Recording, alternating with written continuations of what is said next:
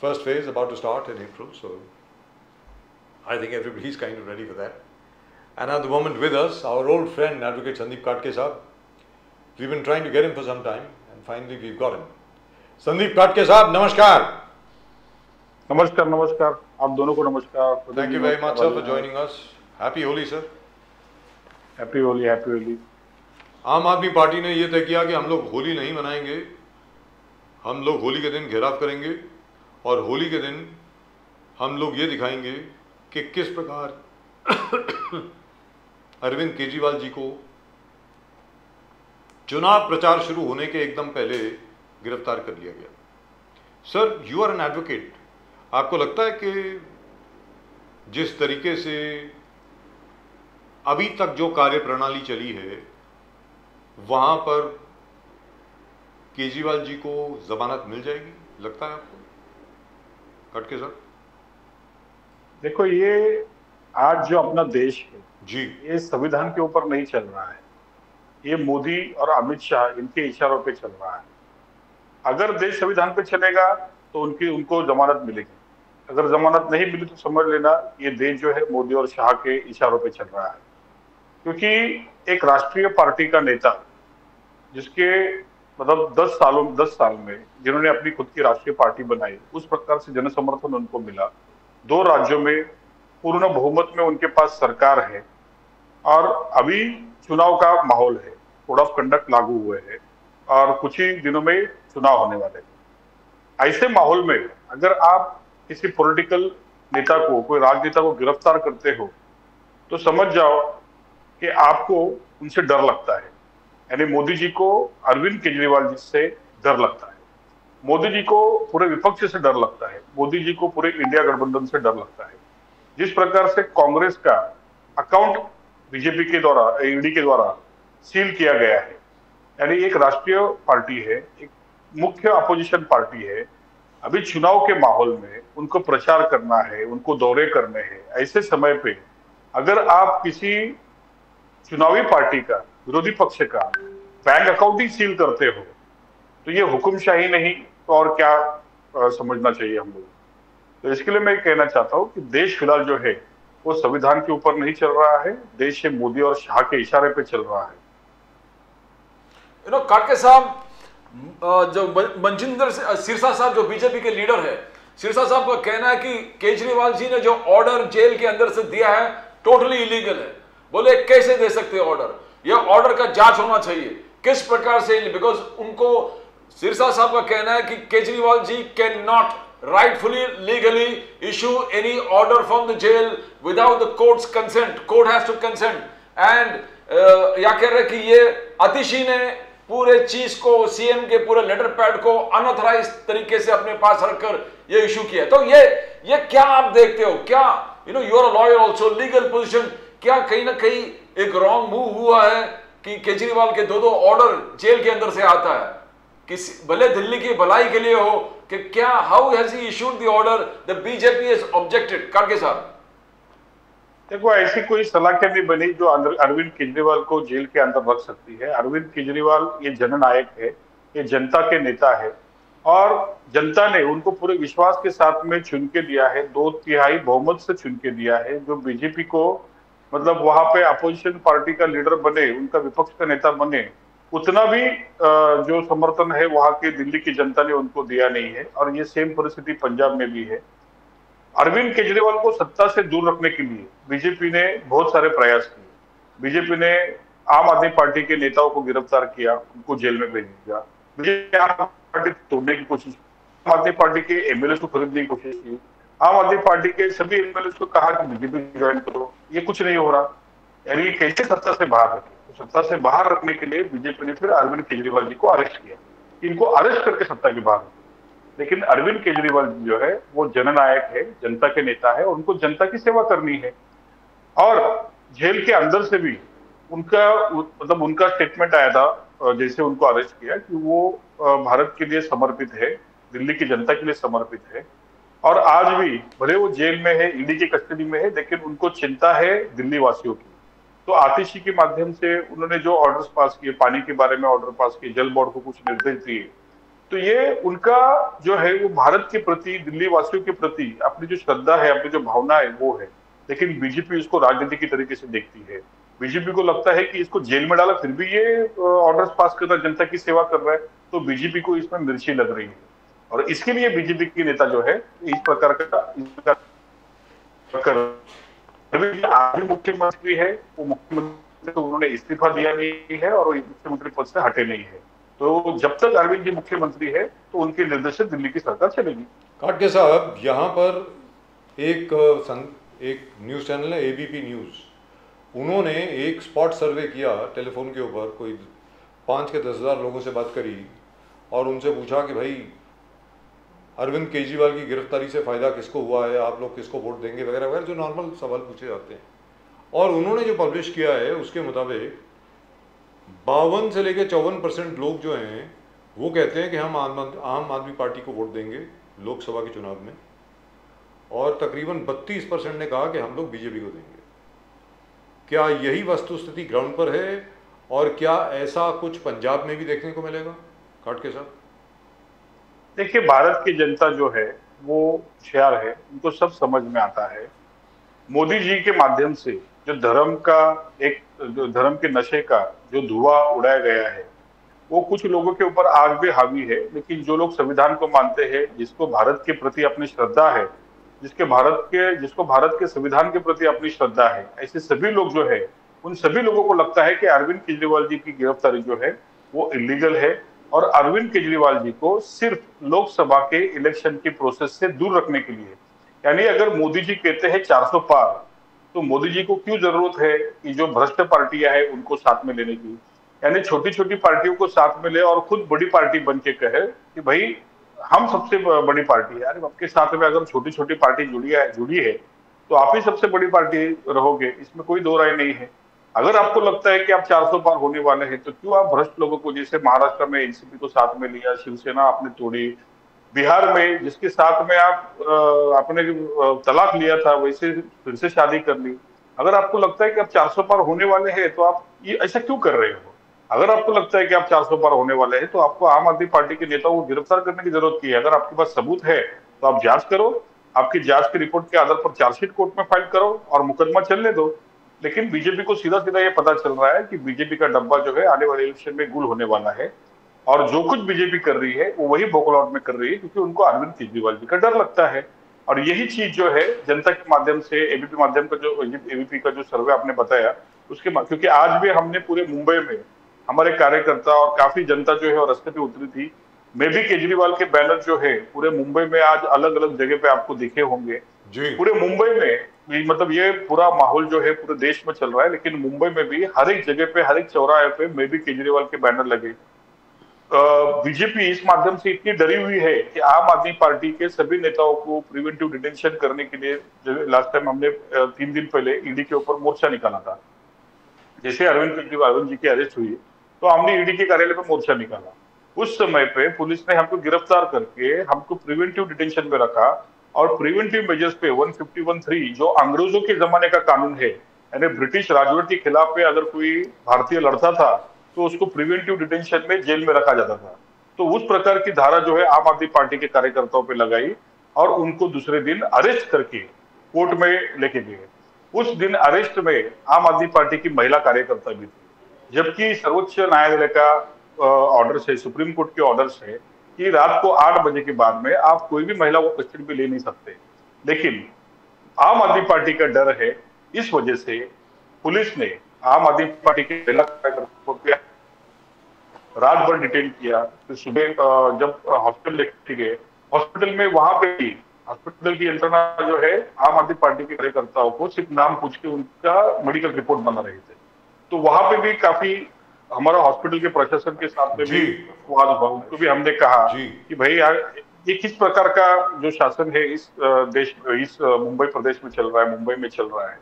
दूसरे दिन जब हमको कोर्ट में लेके गए तो आम आदमी पार्टी की तरफ से मैं ही रिप्रेजेंट कर रहा था, और कोर्ट में जब हमने ये दलील रखी कि 151(3) का कानून जो है वो बंगाल में 1818 में जब भारत के लोग ब्रिटिश राजवट के खिलाफ, ब्रिटिश एम्पायर के खिलाफ जब आवाज उठाते थे तो उस समय पे उनको जेल में डालने के लिए 151(3) का कानून जो है वो ब्रिटिश सरकार लगाती थी, और वही कानून आज आम आदमी पार्टी के कार्यकर्ताओं पे लगा है और पुलिस ने आम आदमी पार्टी के कार्यकर्ताओं को प्रिवेंटिव डिटेंशन के तौर पर जेल में रखने को कोर्ट को रिक्वेस्ट किया था, लेकिन कोर्ट ने ये चीज उनकी दलील मानी नहीं। कोर्ट ने पुलिस को कहा कि भाई विरोध करना, प्रोटेस्ट करना ये हर एक भारतीय का अधिकार है। अगर किसी का नेता गिरफ्तार होता है, उसकी अगर इमोशंस उसके साथ में जुड़े हैं, अगर वो विरोध करता है तो उसको आप अरेस्ट नहीं कर सकते। इस प्रकार से हमारा केस जो है कोर्ट ने डिस्चार्ज किया और आम आदमी पार्टी के सभी कार्यकर्ताओं को तुरंत रिहा किया। तो इस प्रकार का जो काम है ये बीजेपी शासित प्रदेशों में हो रहा है और मोदी जी की अंडर जितने राज्य आते हैं, जितने प्रदेश आते हैं, वहां पे आम आदमी पार्टी के नेताओं के साथ में इसी प्रकार के एट्रोसिटीज हो रही है। उनके ऊपर गैर कानूनी मुकदमे दाखिल कर रहे हैं, इलीगल केसेस वहां पर रजिस्टर हो रही है और ये सब चल रहा है। लेकिन आम आदमी पार्टी के कार्यकर्ता भी काटके साहब, sorry to interrupt you. I have one small legal point. You're talking about section 151 subsection 3, right? Under which you are picked up. Yes. Is that correct? उसमें तो केरला हाई कोर्ट का अभी ऑर्डर आया है। केरला हाई कोर्ट ने तो ये कहा है पुलिस को कि आप किसी को ऐसे प्रिवेंटिव डिटेंशन में नहीं रख सकते unless until you are aware of the conspiracy. अगर कोई कंस्पिरेसी है टू कॉज डैमेज और commit a cognizable crime, how can you arrest anybody? तो ये मतलब जी, लेकिन ये लोग है, ये कानून को मानने वाले नहीं है। इनको खाली लोगों को जेलों में ठूसना है। जिस प्रकार से अरविंद केजरीवाल को उन्होंने जेल में रखा है, संजय सिंह को रखा है, मनीष सिसोदिया को रखा है, जय साहब को रखा है, इन्होंने ये सब ऐसे उनको जेल में ठूसना है कि उनके खिलाफ में जो आने चाहिए, संसद में आनी चाहिए और कोई भी प्रदेश का जो मुख्यमंत्री है उनको खिलाफ नहीं बोलना चाहिए। आप मुझे एक बात बताओ, सत्येंद्र जैन, इन्होंने दिल्ली की पूरी स्वास्थ्य व्यवस्था को ठीक किया। ये इसकी वजह से बीजेपी को पेट में दुखने लगा, बीजेपी को जलन होने लगी, तो बीजेपी ने उनको अरेस्ट कर दिया। मनीष सिसोदिया ने दिल्ली के पूरे स्कूल्स को ठीक किया। उन्होंने ऐसा स्कूल का एक मॉडल बनाया जो जिसका इम्प्लीमेंटेशन पूरे देश में हो सकता है। इसकी मिर्ची बीजेपी वाले को लगी, उसकी जलन होने लगी, तो उन्होंने मनीष सिसोदिया को जेल में ठूस दिया। संजय सिंह अदानी के घोटाले के बारे में बोल रहे थे। उन्होंने अदानी के सभी घोटाले जो है जिस प्रकार से पार्लियामेंट में रखे, जिस प्रकार से जनता के सामने रखे, तो उसकी उनको जलन होने लगी। इसके उन्होंने संजय सिंह को जेल में ठूस दिया। उसके बाद में अरविंद केजरीवाल जिस प्रकार से मोदी को टैकल कर रहे थे, यानी अभी इलेक्ट्रल बॉन्ड का बहुत बड़ा इश्यू है। यानी अभी परसों हमने एक प्रेस कॉन्फ्रेंस ली, उसमें हमने कहा कि औरोबिंदो फार्मा के जो शरद रेड्डी थे, वो शरद रेड्डी जो है शुरुआती दौर में लिकर स्कैम में अरेस्ट हुए थे, लेकिन बाद में ईडी ने ही उनको बेल देने के लिए कोई ऑब्जेक्शन ले लिया और उनको बेल दे दिया और बाद में वो अप्रूवर बने। अप्रूवर बनने के बाद में अरविंद जी का नाम जो है वो इस एफआईआर में आया, इस केस में आया और उसके माध्यम से अरविंद जी को अरेस्ट किया। और वही औरोबिंदो फार्मा के लोगों ने 50 करोड़ का इलेक्ट्रल बॉन्ड जो है वो बीजेपी को दिया। तो ये मनी लॉन्ड्रिंग कहाँ पे हो रही है? चंदा तो धंधा लो, ये कहाँ पे हो रहा है? ये बीजेपी के माध्यम से हो रहा है। इंक्वायरी तो बीजेपी की होनी चाहिए। मनी ट्रेन की जो बात करते हैं बीजेपी, वो मनी ट्रेन तो बीजेपी के स्तर तक पहुंच रहा है। इलेक्ट्रल बॉन्ड के माध्यम से पूरा जो भ्रष्टाचार है, पूरा काला धन है, जो कंपनियां है उनके पास से जो पैसा है एक्सटॉर्ट किया गया, वो पैसा कहाँ पे गया? वो पूरा बीजेपी के कार्यालय में गया, बीजेपी के अकाउंट में गया। तो असली इंक्वायरी तो बीजेपी की होनी चाहिए। ईडी ने बीजेपी के ऑफिस के ऊपर रेड करनी चाहिए, लेकिन नहीं। विरोधी पक्ष के जो नेता है जो इस बारे में बोल रहे हैं और आने वाले समय में इलेक्शन में इलेक्ट्रल बॉन्ड का जो मुद्दा है वो सबसे अच्छी तरह से एक ही आदमी बात कर सकता है, अरविंद केजरीवाल, क्योंकि वो सिस्टम में रहा है, इनकम टैक्स कमिश्नर रहा है, तो उसके अलावा और कौन अच्छी बात कर सकता है? तो उसको जेल में ठूस दो। तो वही कारण की वजह से उन्होंने अरविंद जी को भी जेल में ठूस दिया। उसी दिन गिरफ्तारी हुई जिस दिन जो अल्फा न्यूमेरिक नंबर्स हैं वो रिलीज किए गए और इलेक्शन कमीशन ऑफ इंडिया की वेबसाइट के ऊपर पब्लिश किए गए।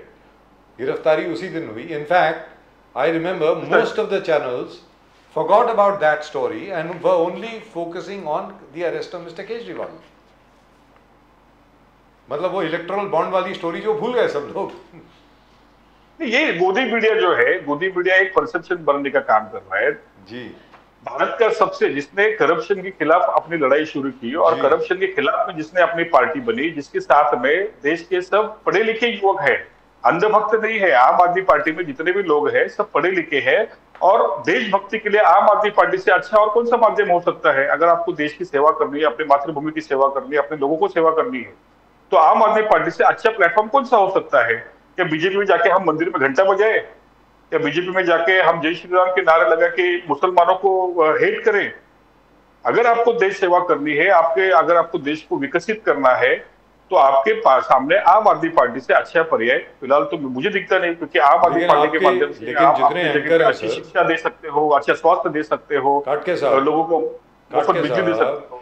जितने बड़े बड़े एंकर हैं कॉर्पोरेट मीडिया के, मेन स्ट्रीम मीडिया जिसको कहा जाता है, मुझे सिर्फ एक चीज़ जो है, जो मुझे याद है, जिस प्रकार उन्होंने स्टोरी की कवरेज करी कि Arvind Kejriwal started off as a crusader against corruption and now he has to fight the charge of corruption himself.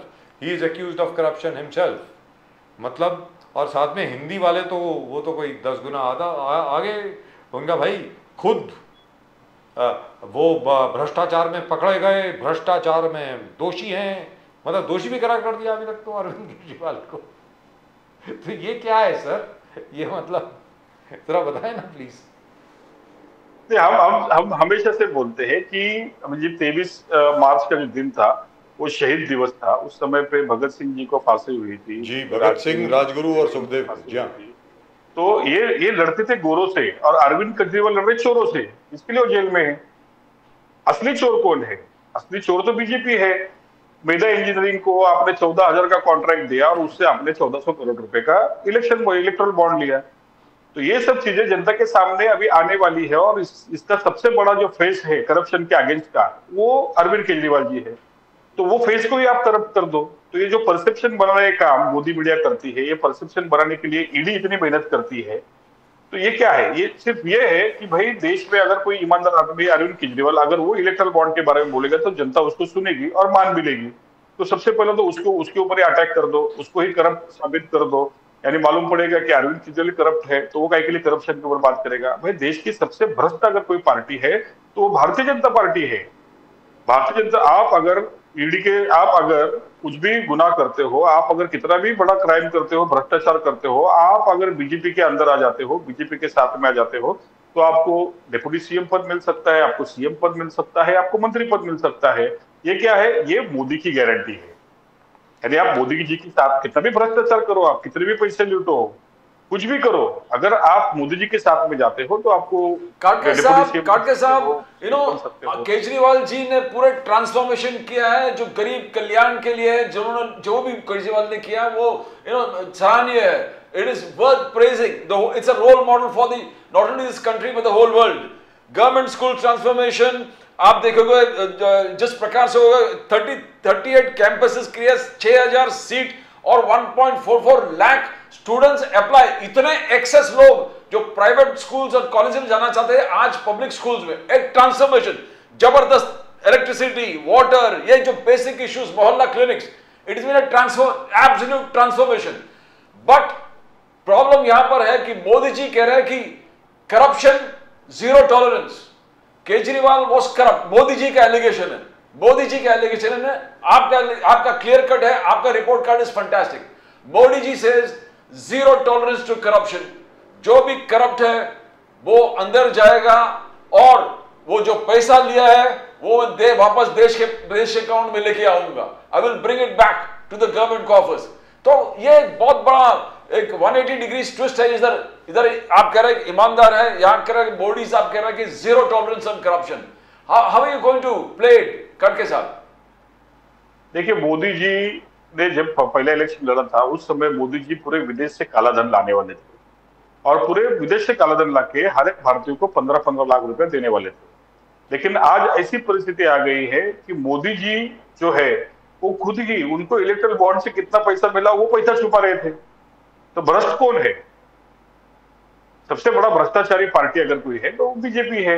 आप आज देख लो, बीजेपी ने जिस प्रकार से पूरे देश को लूटा है, जिस प्रकार के फायदे उन्होंने उनके मित्र अदानी को दिए हैं, जिस प्रकार से ये जो कंपनियां थी, मतलब जो कंपनी का टर्नओवर 100 करोड़ था उसने 500 करोड़ रुपए, 800 करोड़ रुपए चंदा जो है वो बीजेपी को दिया है। तो ये भ्रष्टाचारी कौन है? यहाँ पे भ्रष्टाचारी आम आदमी पार्टी है कि बीजेपी है? 6,560 करोड़ रुपया और भी कुछ खुलासे होने हैं। तो वो सब पैसा गया कहाँ पे? वो सब पैसा जो है वो बीजेपी के खाते पे गया है। आज विरोधी पक्ष के खाते में जिन लोगों ने पैसे दिए, तो आप विरोधी पक्ष के अकाउंट सील कर रहे हो, अकाउंट उनके फ्रीज कर रहे हो, उनको 1 रुपया निकालने को नहीं दे रहे हो। यानी असली ईडी और सीबीआई की इंक्वायरी तो बीजेपी की होनी चाहिए और बीजेपी के नेताओं की होनी चाहिए।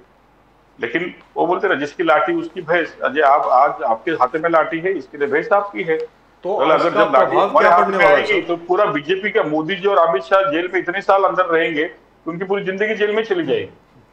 तो इसका क्या प्रभाव पड़ने वाला है सर अभी चुनाव में, वो भी जरा बता दें।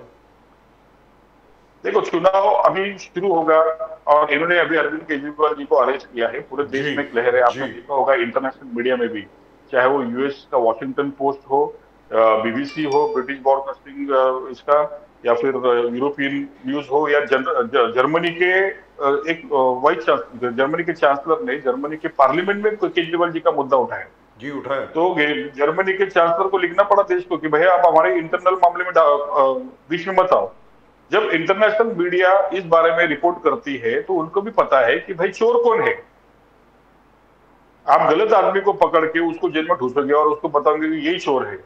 देखो, आने वाले समय में कोर्ट के माध्यम से और इन्वेस्टिगेशन के माध्यम से ये चीजें बाहर आने वाली है, लेकिन इलेक्शन तक अरविंद केजरीवाल जी को जेल में रखने का पूरा कार्यक्रम जो है बीजेपी ने इसलिए किया है कि मोदी जी को अरविंद केजरीवाल से डर लगता है। काटके साहब सिर्फ केजरीवाल साहब नहीं है, केजरीवाल साहब है, सिसोदिया जी है, संजय सिंह है, सत्येंद्र जैन है, आपके टॉप के 3 4 5 लोग सब जेल में हैं, टॉप के। और ये डिसीजन मेकर्स थे आपके पार्टी के, आम आदमी पार्टी के पिलर्स इंडिया अगेंस्ट करप्शन से लेके ये जितने टॉप के लीडर्स हैं, लगातार एंटी करप्शन और करप्शन के खिलाफ लड़ने वाले सिपाही थे और पिलर्स ऑफ डेमोक्रेसी कह सकते थे। आज ये सब जेल में है। तो क्या बीजेपी जब कह रहा है कि एंटी करप्शन एक ढोंग था, because all these pillars of anti corruption are in the jail for corruption. खड़गे साहब, you have a lot of explanation to do. एक कोइंसिडेंस हो सकता है, 2 कोइंसिडेंस हो सकता है, 3 4। खड़गे साहब, बीजेपी का जिनको जेल में रखा है उनके पास पे क्या क्या रिकवरी हुई है, एक बार बीजेपी ने पब्लिक की जनता के सामने लानी चाहिए। आपको तो अभी सफिशिएंट टाइम मिला। मनीष सिसोदिया जी तो 1 साल के ऊपर हो गए, लास्ट फरवरी में अरेस्ट हुए थे, अभी 1 साल 2 महीने हो गए उनको अरेस्ट होते। संजय सिंह को लगभग 6 महीने हो गए, सत्येंद्र जैन तो 2 साल से अंदर है। तो आपने बताना चाहिए कि इन्होंने क्या करप्शन किया, इनके पास से कितनी संपत्ति आपने जब्त की, इनके घर से कितना रोकड़ा आपने पैसा निकाला, इनके बैंक अकाउंट से कितना पैसा आपने निकाला, उनकी कितनी जमीनें आपने जब्त की। आपको बीजेपी को ये चीजें पब्लिक में लानी चाहिए। आम पार्टी की जितना भ्रष्ट है तो आपने भी देखा होगा कि एक सिंगल मनी ट्रेन जो है वो आम आदमी पार्टी के पास से मिला नहीं। एक सिंगल रुपए की रिकवरी जो है ना ही संजय सिंह के पास से हुई, ना मनीष सिसोदिया के पास से हुई। अभी अरविंद जी को इन्होंने अंदर लिया है, अरविंद जी को अंदर किया है, तो क्या रिकवरी इन लोग करने वाले हैं? अगर भ्रष्टाचार हुआ होगा, अगर स्कैम हुआ होगा तो आपको रिकवरी मिलेगी। अगर कुछ हुआ ही नहीं तो कहां से आपको मिलने वाला है? असली करप्शन तो आपने किया है। असली लिकर स्कैम जो है वो बीजेपी ने किया है। लिकर स्कैम के माध्यम से एरोबिंदो के जो शरद रेड्डी जो है उनसे पैसा तो बीजेपी ने इलेक्ट्रल बॉन्ड के माध्यम से हुआ है, उसकी इंक्वायरी होनी चाहिए। लेकिन काटके साहब, ये सवाल मैं बार बार पूछता हूँ और इसका मुझे सीधा जवाब भी अभी तक मिला नहीं है। शायद मुझे लगता है आखिर में हमें इस पे इन्वेस्टिगेशन करनी पड़ेगी। अरविंद केजरीवाल जी ने 2 बड़ी गलतियां करी, बहुत बड़ी, काटके साहब। एक जो आपने अभी अभी कहा ना, सत्येंद्र जैन ने स्वास्थ्य व्यवस्था जो है दिल्ली की उसका जबरदस्त सुधारीकरण किया। आपने हर जगह मोहल्ला क्लिनिक बना दिए, वहां पे डॉक्टर भी बैठते थे, मेडिसिन भी मिलती थी, लोग भी आते थे। भाई ग्रेटर कैलाश की जो ग्रेटर कैलाश पार्ट 1 का, भाई जो मोहल्ला क्लिनिक था, मैंने खुद देखा है, मर्सिडीज से लोग उतर करके आ रहे हैं अंदर, मैंने खुद देखा। दूसरी चीज आपने जो करी वो तो सर आप पाप किया है। आपने विद्यालयों का, स्कूलों का आपने सुधारीकरण कर दिया। सर दिल्ली के ये 2 सबसे बड़े माफिया हैं, सबसे बड़े। और उसके बाद आप क्या अपेक्षा रखते थे कि आपके खिलाफ कुछ नहीं होगा? मैं तो आपसे फिर पूछ रहा हूं, I think this is the entire private clinic lobby, private medical hospital lobby and the private school lobby. जो प्राइवेट स्कूल्स की जो लॉबी है सर काटके साहब दिल्ली में, अगर आप उनकी फीस सुनेंगे तो अचंभित रह जाएंगे।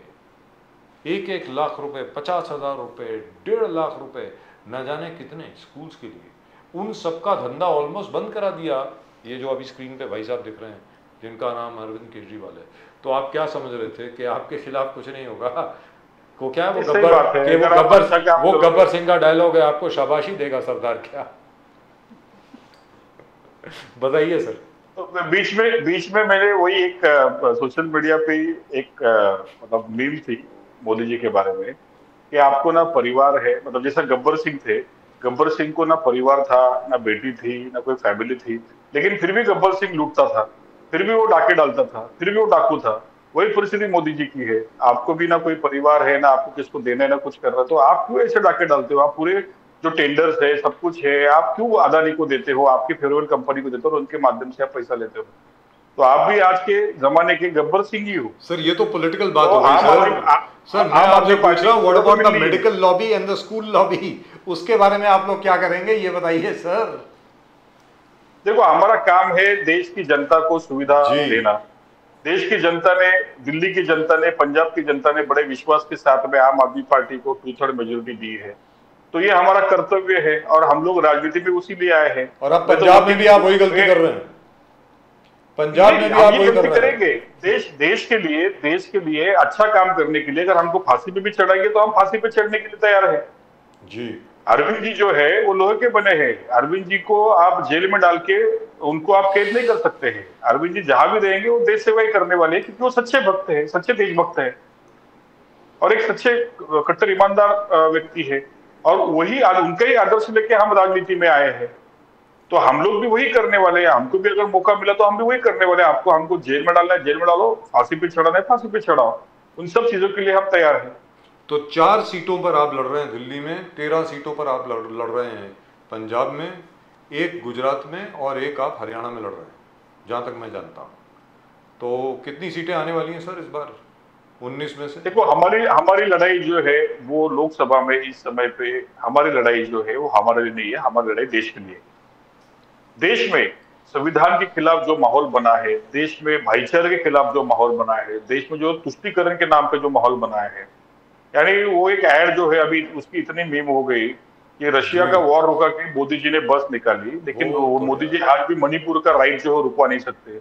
वहां पे -14 डिग्री सेल्सियस में देश का एक बड़ा साइंटिस्ट जिसने बहुत बड़ा काम किया है अपने क्षेत्र में, लद्दाख में, डॉक्टर सोनम वांगचुक, वो वहां पे बैठे, डॉक्टर सोनम वांगचुक वो वहां पे बैठे हैं अनशन में। आज तकरीबन मेरे ख्याल से 20वां दिन है उनका, 21वां दिन है, 21st डे।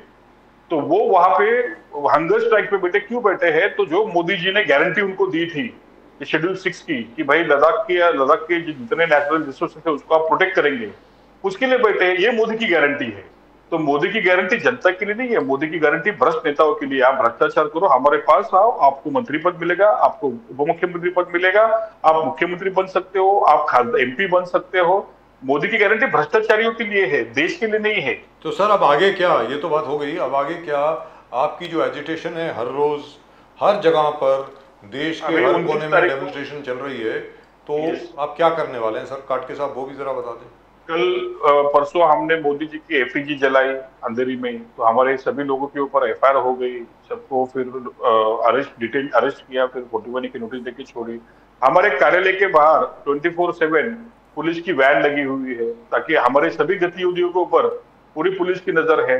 हम अगर कुछ कहते हैं कि हम एजिटेशन करेंगे तो पुलिस हमारे घर पे पहुंच जाती है, हमको प्रिवेंटिव मेजर्स पे डिटेन करने की बात करते हैं। आज हम CP को मिलने गए थे, परसरकर जी को, तो वो हमको मिले नहीं। तो हम सत्यनारायण चौधरी जी को मिले। उनको हमने कहा कि भाई हम जो आंदोलन करते हैं, आंदोलन में हमको कभी इतना एक्सपीरियंस नहीं आया, लेकिन हमारे साथ में ब्रुटलिटी हो रही है। हमारी मुंबई अध्यक्ष प्रीति शर्मा मैडम को उस दिन आजाद मैदान पे एक नशेड़ी पुलिस वाले ने, मतलब रात को एक दारू पिया हुआ पुलिस वाला था, उसने धक्का मार के गिराया। तो इस प्रकार का जो दबाव है वो पुलिसों के माध्यम से आम आदमी पार्टी के कार्यकर्ताओं पे है। प्रिवेंटिव मेजर्स के नाम पे आप हमको अरेस्ट कर रहे हो, आप हमको एजिटेशन करने नहीं दे रहे हो। आज हमारी इंडिया गठबंधन के सभी नेताओं के साथ में मीटिंग थी। मुंबई के अध्यक्ष वर्षा गायकवाड़ कांग्रेस की, वो वहां पे थी। राखी यादव NCP की अध्यक्ष, वो वहां पे थी। अरविंद सावंत जी थे और सभी जनता दल, कम्युनिस्ट पार्टी, सभी नेता वहां पे थे। तो 29 तारीख को मंत्रालय के बाजू में जो महात्मा गांधी जी का पुतला है, वहां पे हम बैठ के शांतिपूर्ण आंदोलन करने वाले हैं। और हम यही परसों हम राम मंदिर भी गए थे, राम मंदिर में जाके हमने पूजा भी की कि भाई मोदी जी को सद्बुद्धि दे, जो आदमी देश के लिए काम कर रहा है वैसे आदमी को आप जेल में डाल रहे हो। जय तो वो सिया हमने राम। राम मंदिर में, जय सिया राम, हमने राम मंदिर में भी, जी वडाला के राम मंदिर में जाके हमने महाआरती भी की। वहां पे भगवान से भी हमने यही गुजारिश की कि देश के लिए जो अच्छी चीजें हैं वो उसके लिए आप मोदी जी को सद्बुद्धि दो। तो हर तरीके से हम, तो लोकतंत्र खतरे में है। आंदोलन जो है खाड़के जारी कर साहब, रहे हैं। आपका कहना है कि लोकतंत्र खतरे में है। जो राहुल गांधी जी बार बार कह रहे थे हर मंच पे, लोकतंत्र खतरे में है, and sue motu cognizance by the judiciary in such kind of things, you know, कभी कभी ऐसा होता कि सब ऑब्वियस है सामने तो सुप्रीम कोर्ट इंटरफेयर करे, sue motu cognizance ले। क्या आपको नहीं लगता कि वातावरण इस कदर बिगड़ गया है कि sometimes the law has to move and not stay stable? अभी आपके मोबाइल में भी मैसेज आया रहेगा विकसित भारत का, जिसमें मोदी जी ने जितने भी आधार कार्ड का डेटा था उसके ऊपर खुद का हाथ जोड़ के सबको उन्होंने गुजारिश की विकसित भारत के लिए मोदी जी को वोट करो।